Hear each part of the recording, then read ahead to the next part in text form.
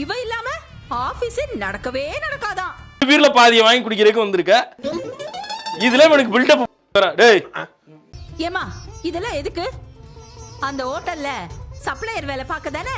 எதுக்கும் போகாம பாலிடிக்ஸ் பண்றாங்க. பாலிடிக்ஸ் பண்றாங்க. என்ன போய் சொல்லிருக்க வேற? ஏன் ராஜி, இவ ஜாதகத்துல ஏதாவது பிரச்சனை இருக்குமோ? ஒருவேளை இருக்குமோ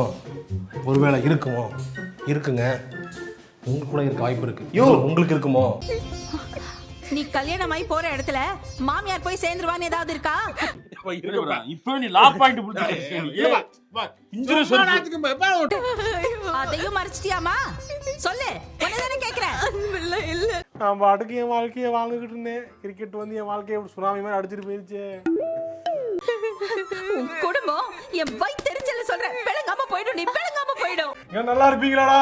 உன் குடும்பம் நாசமா போயிரும்டா. நீங்க விளங்குவீங்களாடா? நல்லா இருக்க மாட்டீங்கடா. இதுல விஷத்தை வச்சு கொன்னுடலான்னு பிளான் இருக்குமோ? அப்படிப்பட்ட ஆள் கிடையாதுங்க. நீ பண்ணுவ. உன்னை மாதிரி எத்தனை பேரை பார்த்திருக்கான். நீ பண்ண மாட்டடா. உன்னை சுத்தி இருக்கவன வச்சு பண்ணுவ. மனசே ஆறலடி. விட மாட்டேன். உங்க அம்மா அப்பா தங்கச்சி ஒருத்தரையும் விட மாட்டேன். இவன் சார் பண்ணாது. நான் பண்ணவே இல்லை சார். என்ன பண்ணாது? இவனை மட்டும் பண்ணி விடுங்க. நான் பாட்டுக்கு போயிருப்பேன்ல. நீ பார்த்து வச்ச பொண்ணோட லட்சணத்தை பாருண்டு நம்ம கிட்ட அம்புடி சண்டை போட்டிருப்பான்.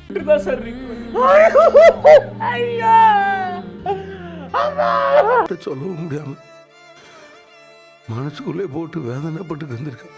பொய் வாழ்வா வலியே தீர்வா. பேப்பர்ல தான் படிச்சிருக்கோம் இப்படி குடும்பமா சேர்ந்து ஏமாத்துவாங்கன்னு. இல்ல கோபி, என்னை ஏமாத்திட்டேன்.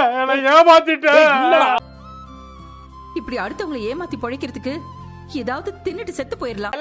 உங்களை மாதிரி கிடையாதா? நாங்களாம் விளையாண்டு ஜெயிச்சவங்கடா. உங்களை மாதிரி பிரின்சிபல் கால வந்து நக்கி நாங்க இல்லடா.